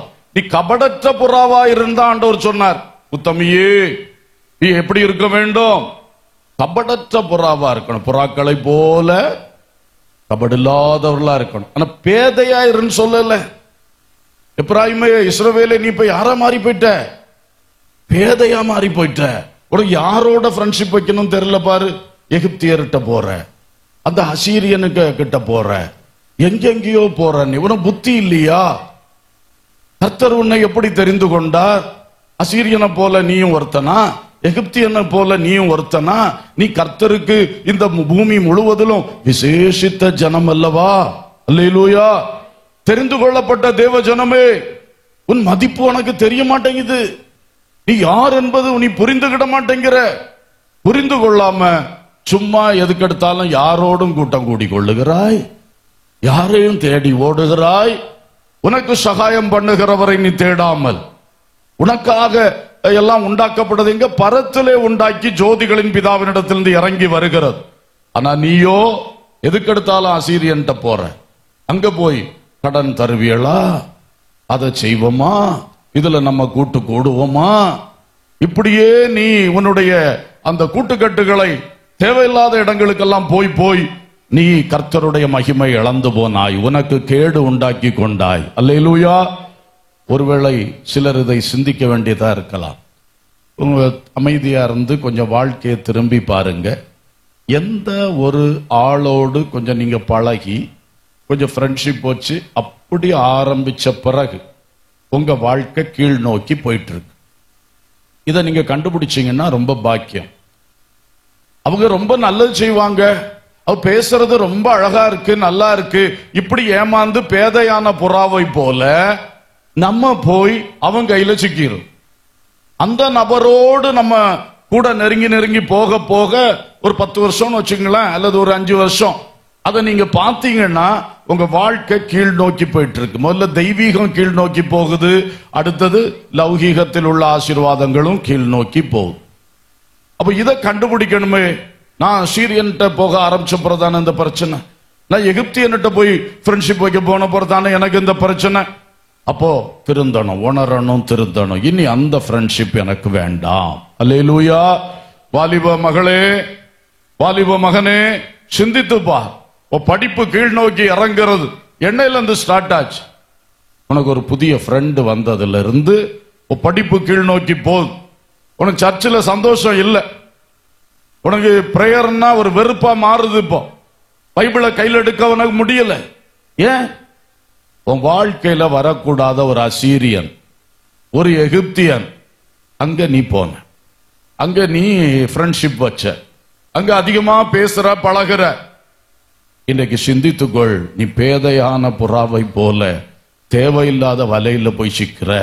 இன்றைக்கு கர்த்தரிடத்தில் உனக்கு சகாயம் உண்டு. அல்லேலூயா. இன்றைக்கு கர்த்தரை நீ தேடினால், நீ திரும்பினால், கர்த்தர் நிச்சயமாக அதிலிருந்தும் உன்னை விடுவித்து தூக்கி எடுத்து மேன்மையாக வைப்பார். அல்லேலூயா. பெரியவர்களும் சிந்தியுங்கள். நம்ம யார்கிட்ட ஆலோசனை கேட்டு நம்ம பிசினஸ்ல செயல்பட ஆரம்பிச்ச பிறகு இன்னைக்கு பிசினஸும் கீழ் நோக்கி போகுது, தெய்வீகத்திலையும் நிக்க முடியல. ஆலோசனை யார்கிட்ட வருது? அன்றைக்கு வேதமும் கையுமா இருந்தீங்க, இன்னைக்கு கண்ட ஆள்கிட்ட ஆலோசனை. துன்மார்க்கருடைய ஆலோசனையில் நடவாமலும் பாவிகளுடைய வழியில் நில்லாமலும் பரியாசக்காரர் உட்காரும் இடத்தில் உட்காராமலும் இருந்து கர்த்தருடைய வேதத்தில் பிரியமாயிருந்து இரவும் பகலும் அதில் தியானமாயிருக்கிற மனுஷன் பாக்கியவான். அவன் நீர்க்கால்களின் ஓரமாய் நடப்பட்டு தன் காலத்தில் தன் கனியை தந்து இலை உதிராதிருக்கிற மரத்தை போல் இருப்பான். அவன் செய்வதெல்லாம் வாய்க்கும். ஹல்லேலூயா. அப்ப ஏன் வாய்க்கல? கொஞ்ச காலத்துக்கு முன்னாடி வரைக்கும் வாய்த்து கொண்டு தானே இருந்தது, நல்லா செழிப்பா கனி கொடுத்துட்டு தானே இருந்தது. என்னைக்கு துன்மார்க்கன்ற ஆலோசனை கேட்க போனீங்களோ, என்னைக்கு அவங்க எல்லாம் பிசினஸ் இப்படித்தான் செய்ய நம்மளும் இப்படி செய்வோம்னு அவனுடைய வழிய பாவியுடைய வழிய நீங்க பின்பற்ற ஆரம்பிச்சீங்களோ, என்னைக்கு பரியாசம் பண்ணி கிண்டல் அடிச்சு ஜோக் அடிச்சு உங்க தொழில் ஸ்தலத்தை உங்க ஆபீஸ உங்க வீட்டு நடு அறையை பரியாச கூடாரமாய் மாத்தி விட்டாய். அற பரியாசம் பண்றனே கிடையாது. அரசியல் ஆரம்பிச்சு கடைசியில ஆவிக்குரிய வட்டாரம் வரைக்கும் நீ பரியாசம் பண்ற. பரியாச கூட்டம் அது வந்தாச்சு, கீழ் நோக்கின போக்கு தொடங்கியாச்சு. இன்னைக்காவது இதை புரிந்து கொள்ளுங்கள். அல்லேலூயா. இன்றைக்கும் கர்த்தருடைய சகாயிக்கும் கரம், உதவி செய்யும் கரம் நமக்காக நீட்டப்பட்டிருக்கிறது. நீ இஸ்ரவேலே உனக்கு கேடு உண்டாக்கி கொண்டாய், நீ திரும்பு என்று சொல்லுகிறார். அல்லேலூயா. ஐந்தாவதாக ஓசியா 10:1 சொல்லுகிறது, இஸ்ரவேல் பலனற்ற திராட்சை செடி, அது தனக்கு தானே கனி கொடுக்கிறது என்று சொல்லப்பட்டிருக்கிறது. பலனற்ற திராட்சை செடி. அல்லேலூயா. பலனற்ற திராட்சை செடி. உன்னை உயர்குல திராட்சை செடியாய் நட்டேன், ஆனா நீ ஆகாத கனியை தர, நீ கசப்பான கனியை தருகிறேன் சொல்லி இருக்கு. இங்க நீ ஒரு பலவீனமான செடியா இருக்கியப்பா, நீ உனக்கு மட்டும்தான் கனி கொடுக்கிற, நீ அதிக கனியை கொடுக்க உனக்கு முடியல, மிகுந்த கனி உன்கிட்ட வரல, நீ உனக்கு நீயே கனி கொடுத்து என் வாழ்க்கையை உண்டு நானும் உண்டு என்ற ஒரு சுயநல வட்டத்துக்குள்ள போயிட்டு இருக்கிறாய். ஸ்தோத்திரம். யோவான் 15ஆம் அதிகாரம் அழகா சொல்றது, இயேசு என்கிற செடியிலே ஒட்டப்பட்ட கொடிகளாய் நாம் இருந்தால் நாம் அதிக கனிகளை கொடுப்போம். அடுத்து என்ன கனிகளை கொடுப்போம்? படிக்கலையா? யோவான் 15. மழை வந்துட்டே பிரசங்கத்தை நிறுத்துறாரு இல்லையேன்னு நினைப்பீங்களோ? இனி மழை தீரும் போது பார்ப்போம். மழை உங்களை ஒன்றும் செய்யாது. அல்லேலூயா. மழையை விட சத்தமா ஒரு அல்லேலூயா சொல்லுவோம். ஆமென். ஸ்தோத்திரம். பாருங்கள், அப்போ நமக்கு நாமே பலன் கொடுக்கிறது. இன்னைக்கு உங்க வாழ்க்கையை பாருங்க. சிலருக்கெல்லாம் ஜெபம் எல்லாம் எப்படி இருக்கு? தேவனே என்னை ஆசீர்வதியும், என் புருஷனை ஆசீர்வதியும், என் மனைவி ஆசீர்வதியும், என் மூத்த பிள்ளை ஆசீர்வதியும், இரண்டாம் பிள்ளை ஆசீர்வதியும், மூணாம் பிள்ளை ஆசீர்வதியும். ஆகா, போராட்டமான ஜெபம், வல்லமையான ஜெபம். ஆனா உன் சுயநல வட்டத்தை தாண்டி போக மாட்டேங்க. அடுத்தனா ஒரு வட்டத்துக்குள்ள வண்டி சுத்திக்கிட்டே இருக்குது. பலனற்ற திராட்சை செடியா மாறிட்டீங்க. ஒரு காலத்துல எவ்வளவு பலனுள்ள திராட்சை செடியா இருந்தீங்க. உங்க செடியிலிருந்து வந்த கனி உங்க குடும்பத்துக்கு மட்டும் இல்ல, அநேகருக்கு பிரயோஜனப்பட்டது. ஹல்லேலூயா. உங்க ஜெபம் அநேகருக்கு பிரயோஜனப்பட்டது. உங்க ஜெபத்தினால சபையில வரக்கூடிய குடும்பங்கள் ஆசீர்வதிக்கப்பட்டது. உங்க கூட வேலை பார்க்கிற ஆட்கள் ஆசீர்வதிக்கப்பட்டார்கள். இந்த தேசத்திலே பல மக்கள் மனம் திரும்பினார்கள். உங்களுக்கு தெரியாது, உங்கள் ஜெபத்தினாலே. அல்லேலூயா. இன்றைக்கு சகோதரா சகோதரி, இந்த ஜெபம் எங்க போச்சு? நீ பலனற்ற திராட்சை செடியாய் மாறிவிட்டாயோ? உனக்கும் சகாயக்கரம் இன்றைக்கு நீட்டப்பட்டிருக்கிறது. ஹல்லேலூயா. நிறைய பேருக்கு சுவிசேஷம் சொன்ன ஒரு நபர் இன்னைக்கு சுவிசேஷ ஊழியத்து போறதில்லை, ஆத்துமாதாய ஊழியத்தில் பங்கெடுக்கிறது இல்ல. என்ன சுயம் வந்துச்சு. இப்ப என்ன பார்த்தா போதும், நான் காப்பாற்றப்பட்டா போதும், மற்றவன் ரட்சிக்கப்பட்டானோ இல்லையோ அதை பற்றி உள்ள அந்த பாரம் போய்விட்டது. இப்படி அநேக விஷயங்களிலே தெய்வ மக்களே கனி கொடுப்பு குறைந்து விட்டது. உங்களுக்குள் ஒரு சுயநல வட்டத்துக்குள் வந்து விட்டீர்கள். அல்லேலூயா. ஸ்தோத்திரம். அது மாறணும். நல்ல ஒரு விரிந்த பரந்த மனசு வரணும். ஸ்தோத்திரம். இதை மனதில் கொள்ளுங்கள். இன்னொரு வார்த்தை கூட சொல்லி இந்த பகுதியை நிறுத்திடுறேன். ஓசியா 12:7 சொல்லுகிறது. 12:7, அவன் வியாபாரி, கள்ளத்தராசு அவன் கையில் இருக்கிறது, அநியாயம் செய்ய விரும்புகிறான். எப்பிராயீமே, இஸ்ரவேலே, நீ வியாபாரி, உனக்கு இப்ப ஃபுல்லா பிசினஸ், உனக்கு ஃபுல்லா பிசினஸ், வர்த்தகம். உலகமே இன்றைக்கு வர்த்தகத்தை தான் முன் வச்சு போயிட்டே இருக்கு. அதான் அந்தி கிறிஸ்துவினுடைய ஆட்சிக்கு உள்ள ஒரு பெரிய ஒரு ஆயுதம், வர்த்தக உலகம். அது பயங்கரமா இன்னைக்கு போயிட்டு இருக்கிறத பார்க்கிறோம். ஒரு நாடுக்கு உதவி செய்யறான், என்ன? வர்த்தகம்.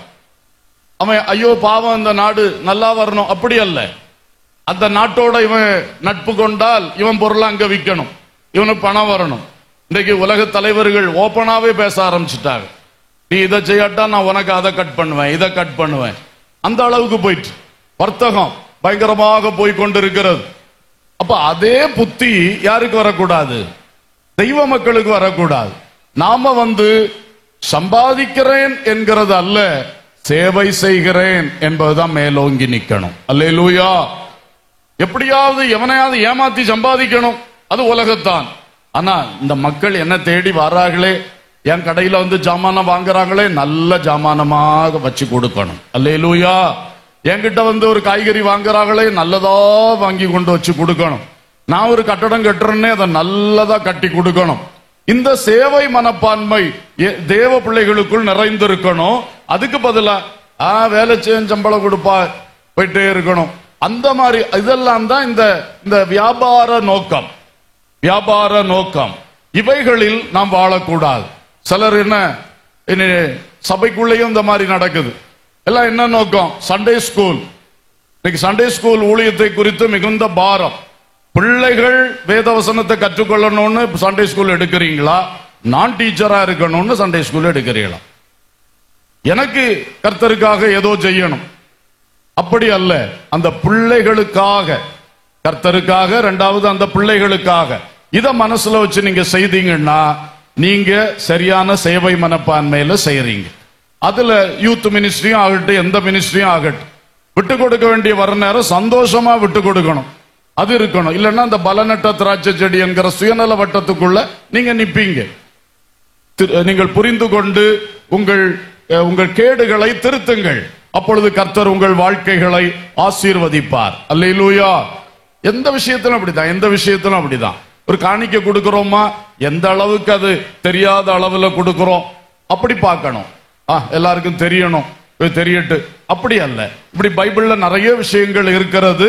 நாம் ஒரு வியாபார நோக்கம், எனக்கு பேருண்டாக பண்ணணும், எனக்கு இதனால என்ன லாபம் வரும் என்கிறத கருத்துல கொள்ளாம, எனக்குள் கிறிஸ்து வளரணும், கிறிஸ்து பெருகணும், நான் சிறுகணும், அந்த நல்ல ஒரு சேவை மனப்பான்மையில் நம்முடைய வாழ்க்கையும் சரி, நம்முடைய ஊழிய கிரியைகளும் சரி இருக்கும் என்றால் அதுதான் ஆசீர்வாதம். அல்லேலூயா.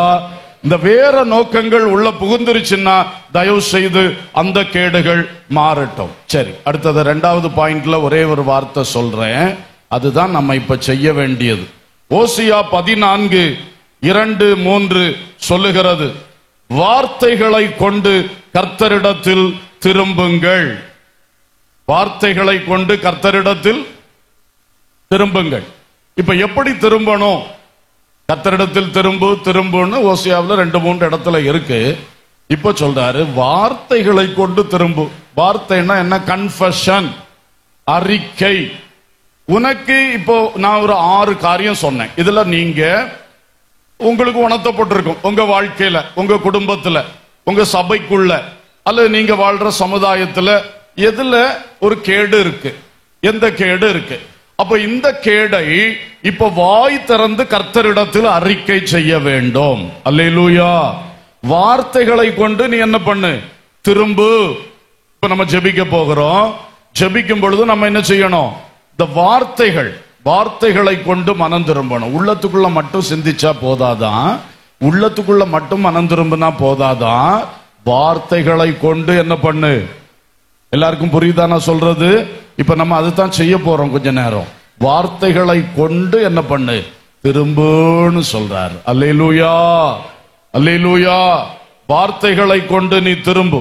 அப்படி நீ திரும்பும் பொழுது மூன்றாவது விஷயம், ஓசியா 14:5-7 அழகா சொல்றாரு, நான் இஸ்ரவேலுக்கு பனியை போல் இருப்பேன், அவன் லீலி புஷ்பத்தை போல் மலருவான். நான் பனி போல இறங்குவேன், பிறர் காணாம உன் தலை மேல நான் இறங்கிட்டே இருப்பேன், நீ மலர்ந்து கொண்டிருப்பாய். அல்லேலூயா.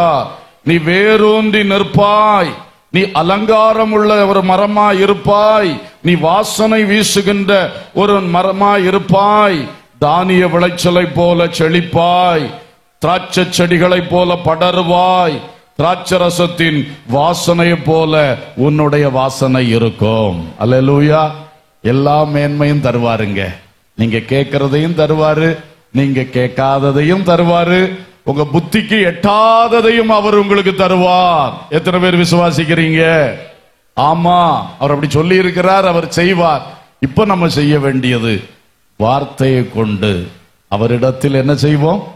திரும்புவோம். எல்லாரும் கண்களை மூடுவோம், கர்த்தரை நாம் நோக்கி பார்ப்போம். ஸ்தோத்திரம். ஒருவேளை மழையின் பிரதிகூலம், சிலருக்கு இந்த சைடுகள்ல இருக்கவங்களுக்கு கொஞ்சம் மழை டிஸ்டர்பன்ஸா இருக்கலாம். இருந்தாலும் அதை பொருட்படுத்தாமல் நமக்குள் தேவன் இன்றைக்கு நினைத்த காரியத்தை செய்யும்படி கண்களை மூடி இதயத்தை திறந்து கூடவே வாயை திறந்து வார்த்தைகளை கொண்டு அவரிடத்தில் திரும்புவோம். இந்த இடத்துல வந்திருக்கிற ஒரு நபராகிலும் இந்த ஆசீர்வாதத்திற்கு வெளியே நிக்காதீங்க. கர்த்தருடைய உதவிக்கரம் உங்களுக்கு நேராய் நீட்டப்பட்டிருக்கிற நேரம். எந்த ஒரு கேடு, 6 விஷயத்தை சொன்னனே, கண்டிப்பா எல்லாருக்குள்ளேயும் 6 இருக்காது, ஏதோ 1 இருக்கா 2 இருக்கா. அத வாய் திறந்து பேசுங்க. இப்போ வாய் திறந்து ஜெபம் பண்ணுங்க. பிள்ளைகள் ஜெபம் பண்ணு, வாலிபர்கள் ஜெபம் பண்ணுங்க, பெரியவர்கள் ஜெபம் பண்ணுங்க. ஒருத்தர் கூட இந்த நேரத்தில் ஜெபிக்காமல் இருக்கக்கூடாது. வாய் திறந்து ஆண்டவரே, நான் எந்த இடத்துல கீழ்ப்படியாம இருக்கிறேன், இந்த விஷயத்தில் நான் கீழ்ப்படியல, எவ்வளவோ சொன்ன பிறகும் நான் ஒத்து போகல, அடங்காம இருக்கிறேன், என்ன மன்னிச்சிருங்கப்பா, என்ன மன்னிச்சிருங்கப்பா. வாய் திறந்து சொல்லுங்க. வார்த்தைகள் வேண்டும், சும்மா சிந்தனையில போட்டு சொலத்தினா போதாது. வாயை திறந்து வார்த்தையை சொல்லுங்க, வாயை திறந்து சொல்லுங்க. திரும்ப திரும்ப சொல்லுகிறேன், திரும்ப திரும்ப உங்களுக்கு நினைப்பூட்டுகிறேன். நீங்க இருக்கிற இடத்துல இருந்து வாய் திறந்து பேசுங்க. கர்த்தரிடத்துல, அப்பா என்ன மன்னிச்சிருங்கப்பா, என்ன மன்னிச்சிருங்கப்பா என்று சொல்லி ஒவ்வொருவரும் கர்த்தரை நோக்கி பாருங்கள். ஹல்லேலூயா. நீ திருப்பி போடாத அப்பமாக எந்த இடத்திலே காணப்படுகிறாய்? வேறுபட வேண்டிய இடத்துல வேறுபடலையா? ஏற்கனவே வேறுபட்டிருந்த இடத்துல கூட இப்ப பின்மாற்றமா? விட்டதை திரும்ப எடுத்திருக்கீங்களா? வாய் திறந்து பேசுங்க. சும்மா சமாளிப்பு பேச்சு இங்க தேவையில்லை. உண்மையா உள்ளத்தை திறந்து, தேவனே என் தப்புதான்ப்பா, நான் இப்படித்தான் ஆயிட்டான்ப்பா, என்ன மன்னிச்சிருங்கப்பா என்று சொல்லுங்க ஆண்டவரிடத்துல. அல்லேலூயா. நீ ஞாயிற்றுக்கிழமை ஆராதனைக்கு வந்துட்டு ஒளிச்சு மந்திரவாதியை தேடி போகிற நபரா? உடனே அதை விட்டு மனம் திரும்பும். ஹல்லேலூயா, ஹல்லேலூயா. ஸ்தோத்திரம். உலக ஆசை, பண ஆசை எல்லா தீமைக்கும் வேர். ஆமே. ஜெபம் பண்ணுங்க. டவுரி வாங்குற ஆசை எல்லா தீமைக்கும் வேர். இந்த பண ஆசையெல்லாம் விட்டு வேறுபடணும். நல்ல வாய் திறந்து சொல்லுங்க அன்பானவர்களே. அநேகர் நல்லா ஜெபிக்கிறீங்கன்னு நான் உணர்கிறேன். ஆனா எல்லாரும் இல்லையே. எல்லாரும் வாய் திறந்தால் எல்லாருக்கும் இந்த ஆசீர்வாதம் உண்டாகுமே. இவ்வளவு தூரம் வந்து இந்த பந்தலுக்குள்ள இத்தனை மணி நேரம் உட்கார்ந்து, மழையும் கரடு முரடுமான எல்லா சூழ்நிலைகளிலும் உட்கார்ந்து கடைசியில பெற்றுக்கொள்ளாம போனா எவ்வளவு சங்கடம். நீ வாயை திறந்தால் கர்த்தர் உனக்கு உதவி செய்வார். இஸ்ரவேலே, நீ உனக்கு கேடு உண்டாக்கி கொண்டாய், ஆனால் இன்னும் என்னிடத்தில் உனக்கு சகாயம் உண்டு. இந்த சகாயத்தை பெற்றுக்கொள்ளும்படி வார்த்தைகளை கொண்டு மனம் திரும்பும். வாயை திறந்து சொல்லு, வாய் திறந்து சொல்லு. அல்லேலூயா. மோசம் போக்குற வில்லை போல எத்தனையோ தடவை நீ மனம் திரும்புறேன் சொல்லி ஆண்டவரை ஏமாற்றி, உன்னை ஏமாற்றி, இனி அது இருக்க விடாது. இன்னைக்கு நான் மனம் திரும்புவது சரியான மனம் திரும்புதல், சரியான மனம் திரும்புதல். கர்த்தருடைய ஆவியானவர் சிலரோடு இடைப்பட்டு கொண்டிருக்கிறார் என்று நான் விசுவாசிக்கிறேன். அவர் என்ன சொல்றாரோ அதை செய்யறதுக்கு நீங்க தீர்மானம் எடுங்க. சொந்தமா பிடிச்சு எதுவும் தீர்மானம் எடுக்க வேண்டாம். கர்த்தருடைய ஆவியானவர் எதை உணர்த்துறாரோ அதை தீர்மானம் செய்யுங்க, அதை பொருத்தனை பண்ணுங்க. அந்த வார்த்தையை சொல்லி இனி இப்படி நான் வாழ்வேன் அப்பா என்று சொல்லுங்கள். வாழ்வேன் அப்பான்னு சொல்லுங்கள். ஹல்லேலூயா, ஹல்லேலூயா. ஆண்டவரே, நான் ரொம்ப ஞானின்னு நினைச்சுக்கிட்டு பேதையான புறாவை போல தேவையில்லாத இடத்துல போய் கூட்டு வச்சுட்டேன்ப்பா. தேவையில்லாத ஆளுகளோடு ஃப்ரெண்ட்ஷிப் வச்சுட்டேன். அவங்கள்ட்ட போய் ஆலோசனை கேட்டு செயல்பட ஆரம்பிச்சுட்டேன். மன்னியும் மன்னியும் மன்னியும் மன்னியும். ஹல்லேலூயா. அந்த இடத்துல நான் போக கூடாது. பேதையான புறாவை போல போயிட்டேனே. ஹல்லேலூயா, ஹல்லேலூயா, ஹல்லேலூயா. ஆன்லைன்ல அந்த ஆளோட நான் பழகி இருக்க கூடாது. பேதையான புறாவை போல கான்டாக்ட் பண்ணி விட்டனே. மன்னியும் விடுவியும், மன்னியும் விடுவியும். அதிலிருந்து காப்பாற்றும், என்னை மறுபடியும் தூக்கியிடும். அந்த காலத்திலிருந்து, அந்த தொடர்பில் இருந்து நான் இழந்து போனதெல்லாம் எனக்கு திரும்ப தாங்கப்பா. என்னை மகிமைப்படுத்துங்க, என்னை மேன்மைப்படுத்துங்க. ஹல்லேலூயா. நான் பலனற்ற திராட்சை செடியா இன்னைக்கு சுயநல வட்டத்துக்குள்ள வந்துட்டேன். ஒரு நாள் அடுத்த ஆளுக்கு கஷ்டம்னா இதயம் துடித்தது. இன்னைக்கு கல்ல போல இருக்கு, கல்ல போல இருக்கு. எனக்கு என் பிள்ளைக்கு கஷ்டம் வந்தா தான் என் இருதயத்துல ஒரு உணர்வு வருது. மற்றபடி ஒண்ணுமே எனக்கு தோணல. ஆண்டவரே, பலனற்ற திராட்சை செடி இதை மறுபடியும் பலனுள்ள அதிக கனிகளை கொடுக்கிற, மிகுந்த கனிகளை கொடுக்கிற திராட்சை செடியாய் மாற்றும் ஆண்டவரே, மாற்றும் ஆண்டவரே. ஹல்லேலூயா, ஹல்லேலூயா, ஹல்லேலூயா. வியாபார நோக்கம் வேண்டாம், வேண்டாம், வேண்டாம். கர்த்தரை மகிமைப்படுத்தும் நோக்கம், மக்களுக்கு நன்மை செய்யும் நோக்கம், அதுதான் என்னுடைய அத்தனை சேவையிலும் இருக்கணும்.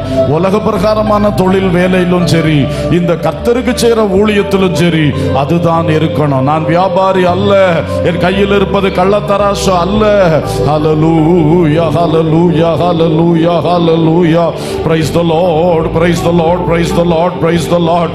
இப்பொழுது நல்ல கரங்களை தட்டி பரிசுத்த ஆவிக்கு நம்ம இடம் கொடுப்போம், பரிசுத்த ஆவிக்கு இடம் கொடுப்போம். நாம் வாயின் வார்த்தையினால் சொன்ன காரியங்களுக்கு ஒரு பெரிய ஜெயத்தை தரும்படி பரிசுத்த ஆவியானவர் ஒவ்வொருவருக்குள்ளும் திட்டமான ஒரு கிரியை நடப்பிப்பாராக.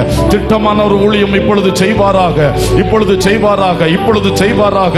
இடம் கொடுங்க, இடம் கொடுங்க. நல்ல உள்ளத்தை திறந்து amen, amen, amen. Hallelujah, hallelujah, hallelujah. Praise the Lord, praise the Lord, praise the Lord, praise the Lord. நல்ல நல்ல நல்ல நல்ல ஸ்தோத்திரம் பண்ணி அந்நிய பாஷைகளை பேசுங்க. ஆவியானவருக்கு இடம் கொடுங்க, ஆவியானவருக்கு இடம் கொடுங்க. ஹல்லேலூயா, ஹல்லேலூயா, ஹல்லேலூயா, ஹல்லேலூயா, ஹல்லேலூயா. பரிசுத்த ஆவியே அசைவாடும் ஐயா. பரிசுத்த ஆவியே ஒவ்வொரு இதயங்களுக்குள் மது ஊழிய கிரியைகளை நடப்பியும் ஐயா. இன்று வந்த வண்ணமாய் நாங்கள் திரும்பி போக முடியாது. நீர் எங்களை ஆசீர்வதித்தால் ஒழிய ஆமென் நாங்கள் உம்மை விட மாட்டோம். ஆண்டவரே, அன்றைக்கு இஸ்ரவேல் அப்படி பெற்றுக்கொண்டானே அப்பா. யாக்கோபு இஸ்ரவேல் என்கிற பெயரை அப்படித்தானே பெற்றுக்கொண்டா. இன்றைக்கு நாங்களும் ஆமென், எங்களுக்கு நீங்க பனிய போல இறங்கணும். நாங்க லீலி புஷ்பத்தை போல மலரணும். நாங்க லீபனோன போல வேரூன்றி நிற்கணும். ஹல்லேலூயா, ஹல்லேலூயா, ஹல்லேலூயா. இன்று முதல் என்னுடைய தொழிலை கர்த்தர் ஆசீர்வதித்தார் என்று சாட்சி வரணும். இன்று முதல் என் குடும்பத்தை கர்த்தர் ஆசீர்வதித்தார் என்று சாட்சி வரணும். இந்த முழங்குழி கன்வென்ஷன் முதலாக எனக்குள் இப்படிப்பட்ட ஆசீர்வாதங்கள் வந்தது, மேன்மைகள் வந்தது, என்னை விட்டு போன மகிமை திரும்ப வந்தது, பட்சத்த வருஷங்களின் விளைவு எனக்கு திரும்ப கிடைத்தது என்று சொல்லக்கூடிய ஆமென், ஆமென் பெரிய சாட்சிகள் ஒவ்வொருவர் வாழ்விலும் உண்டாகத்தக்கதாய் இயேசுவே எங்களுக்கு இறங்கும். இயேசுவே எங்களுக்கு உதவிக்கரம் நீட்டி ஆமென் எங்களை தூக்கி எடும். ஷபபா ரகதுலா ஹதுனா உலபகபா ரபா ஷபலபா கதுனா லிவந்தர பௌஷலா துனமலபு கம்பரா ஷகல பௌதரா. ஹல்லேலூயா, ஹல்லேலூயா. இயேசுவின் இரத்தத்தால் ஜெயம். எல்லா பாவ அழுக்குகள் இயேசுவின் இரத்தத்தால் இப்பொழுது கழுவி மாற்றப்படுவதாக. எல்லா ஆமென் கடின இருதயங்கள் இயேசுவின் சிலுவை அன்பினாலே இப்பொழுது பனி போல உருகுவதாக, மெழுகு போல உருகுவதாக. உலப கபலபா ஷபலபலபலபலபா. இன்னும் ஆவியானவருக்கு இடம் கொடுங்க, ஆவியானவருக்கு இடம் கொடுங்க. உலப கதுல பௌதரபா ஷிலபலபலபலபா ஷலபதுரபா. நான் எனக்கு உண்டாக்கி கொண்ட எல்லா கேடுகளும் இப்பொழுது தெரித்து ஓடுவதாக. எந்த கேடும் இனி என் வாழ்க்கையில தொடரக்கூடாது, என் குடும்பத்தில் வரக்கூடாது, என்னுடைய ஆமையின் வேலை ஸ்தலத்தில் வரக்கூடாது, என் சபையிலே வரக்கூடாது, நான் வாழும் சமுதாயத்தில் வரக்கூடாது. எல்லா கேடுகளும் இயேசுவின் நாமத்தில் மறைவதாக, எல்லா கேடுகளும் இயேசுவின் நாமத்தில் விலகுவதாக, எல்லா கேடுகளும் இயேசுவின் நாமத்தில் ஆமென் அகன்று போவதாக. அவைகளை உண்டாக்குற பிசாசின் ஆவிகள் இயேசுவின் நாமத்தில் புறப்பட்டு போவதாக. ஷபபபா ரபலபு கபா ரபதுர கபா உரி பிரி பிரி பிரி ஷலபது ரபது ரபலபு கபா ரப சந்தனா ரிபிரி பிரி கலப ஷலபதுரியா. எல்லா அசுத்த ஆவிகளுடைய தந்திரங்கள், அவருடைய தந்திர ஆலோசனைகள் இன்றோடு அது ஒரு முடிவுக்கு வருவதாக. விலகி ஓடட்டும், விலகி ஓடட்டும், விலகி ஓடட்டும், விலகி ஓடட்டும். ஆமென் ஆமென் ஆமென். இருளாக்க பார்க்கிற பொல்லாத கிரியைகள் மாறட்டும். இன்றிலிருந்து வெளிச்சம் உதிக்கட்டும், வெளிச்சம் உதிக்கட்டும். என்னுடைய அந்தகாரம் மத்தியானத்தை போல மாறட்டும். ஹல்லேலூயா. விடியற் கால வெளிச்சத்தை எங்கள் வாழ்விலே தாரும். ஹல்லேலூயா ஹல்லேலூயா. thank you thank you thank you spirit of god, thank you spirit of god. ஒவ்வொரு வாழ்க்கையிலும் ஒரு பலத்த கிரியை, திட்டவட்டமான கிரியை. ஹல்லேலூயா ஹல்லேலூயா ஹல்லேலூயா. சோதரம் சோதரம் சோதரம் சோதரம் சோதரம். நான் அறிந்தோ அறியாமலோ என் வீட்டிலே குழப்பம் உண்டாக்கி கொண்டிருந்தேன், என் சபையிலே குழப்பம் உண்டாக்கி கொண்டிருந்தேன். இன்னைக்கு எல்லாவற்றையும் விட்டு விடுகிறேன், எல்லா குழப்பத்தையும் விட்டு விடுகிறேன். நான் சுயநலத்தை விட்டு வெளியே வருகிறேன். ஆமென். ஸ்தோத்திரம் ஸ்தோத்திரம் ஸ்தோத்திரம். உமது பலிபீடத்தில் என்னை ஒப்பு கொடுக்கிறேன், உமது பலிபீடத்தில் என்னை ஒப்பு கொடுக்கிறேன். என் வீட்டிலே பெற்றோர் நடத்துகிற வழியில் நடப்பேன், என் சபையிலே நான் தேவ ஊழியர் நடத்துகிற வழியில் நடப்பேன். ஹல்லேலூயா. 100% ஒப்பு கொடுக்கிறேன், 100% ஒப்பு கொடுக்கிறேன். சொல்லு மகனே, சொல்லு மகளே, உன் ஆசீர்வாதம் இன்று துளிர்க்கும், இன்று துளிர்க்கும். ஹல்லேலூயா ஹல்லேலூயா ஹல்லேலூயா. கர்த்தருடைய கிரியைகள் பெருகுவதாக, கர்த்தருடைய கிரியைகள் பெருகுவதாக. ஆமென் ஆமென் ஆமென். இஸ்ரவேலை ஆசீர்வதிப்பதே கர்த்தருக்கு பிரியம். இஸ்ரவேலை ஆசீர்வதிப்பதே கர்த்தருக்கு பிரியம். இன்று நீயோ அவரை நம்பினால், இன்று நீயோ அவரை நம்பினால் உன்னையும் ஆசீர்வதிப்பார். இஸ்ரவேலை ஆசீர்வதிப்பதே கர்த்தருக்கு பிரியம். இஸ்ரவேலை ஆசீர்வதிப்பதே கர்த்தருக்கு பிரியம். கர்த்தருக்கென்றோ பயப்படுவோர் கண்டிடும் ஆசீர்வாதம். கர்த்தருக்கென்றோ பயப்படுவோர் கண்டிடும் ஆசீர்வாதம். கருத்தாயின்றே தேவ பயத்துடன் கர்த்தரின் பாதம் சேர்வாய். கருத்தாயின்றே தேவ பயத்துடன் கர்த்தரின் பாதம் சேர்வாய். இஸ்ரவேலை ஆசீர்வதிப்பதே கர்த்தருக்கு பிரியம். இஸ்ரவேலை ஆசீர்வதிப்பதே கர்த்தருக்கு பிரியம். பொங்கி வழிந்திடோ தேவாசீர்வாதத்தில் பங்கு நீ பெற்றிடாயோ. பொங்கி வழிந்திடோ ஆசீர்வாதங்களில் பங்கு நீ பெற்றிடாயோ. தேவபிதா தரும் ஆசீர்வாதங்களால் தேவ மகிமை காண்பாய். தேவபிதா தரும் ஆசீர்வாதங்களால் தேவ மகிமை காண்பாய். தேவபிதா தரும் ஆசீர்வாதங்களால் தேவ மகிமை காண்பாய். தேவபிதா தரும் ஆசீர்வாதங்களால் தேவ மகிமை காண்பாய். தேவபிதா தரும் ஆசீர்வாதங்களால் தேவ மகிமை காண்பாய். தேவபிதா தரும். ஆமென், ஆமென், ஆமென். ஹல்லேலூயா, ஹல்லேலூயா. இஸ்ரவேலுக்கு தேவன் சொன்ன அந்த மகிமையின் ஆசீர்வாதங்கள் உன் வாழ்வில் இறங்கட்டும், இறங்கட்டும், இறங்கட்டும், இறங்கட்டும். ஹல்லேலூயா. அப்பா பிதா தரும் ஆசீர்வாதங்களால் நீ தேவ மகிமை அடைவாய், தேவ மகிமை அடைவாய். ஆமென். Hallelujah, hallelujah, hallelujah. Thank you Jesus, thank you Jesus. Amen, amen, amen. Hallelujah, ஹல்லேலூயா. இஸ்ரவேலே மனம் திரும்பு, கர்த்தர் உன்னை மேன்மையாக வைப்பார். நீ உனக்கு கேடுண்டாக்கி கொண்டாய், அது உண்மைதான். ஆனால் கர்த்தரிடத்தில் உனக்கு சகாயம் உண்டு. வார்த்தைகளை கொண்டு மனம் திரும்பு. வீட்டிலும் போய் நல்ல ஆண்டவர்ட்ட அறிக்கை பண்ணுங்க, நல்ல மனஸ்தாப்பட்டு ஜெபம் பண்ணுங்க. அப்பா, நான் ஒரு ஹீரோவா மாறிடுறேன்ப்பா, நீங்க என் வாழ்க்கையில ஹீரோவா வெளிப்படுங்கப்பா. அதுதான், அதுதான், அதுதான். அப்படியே ஹீரோ ஆயிடு, அப்படியே ஹீரோ ஆயிடு. பலிபீடத்துல ஒப்பு கொடுத்து விடு. கர்த்தர் உன்னையும் உன் குடும்பத்தையும் எப்படி மேன்மையாக்குகிறார் என்று பார். ஹல்லேலூயா, ஹல்லேலூயா. ஸ்தோத்திரம்பா. கிருபை, கிருபை, கிருபை. எல்லாரும் கர்த்தரை நாம் ஸ்தோத்திரிப்போம். ஸ்தோத்திரம், ஸ்தோத்திரம், ஸ்தோத்திரம், ஸ்தோத்திரம். அல்லேலூயா.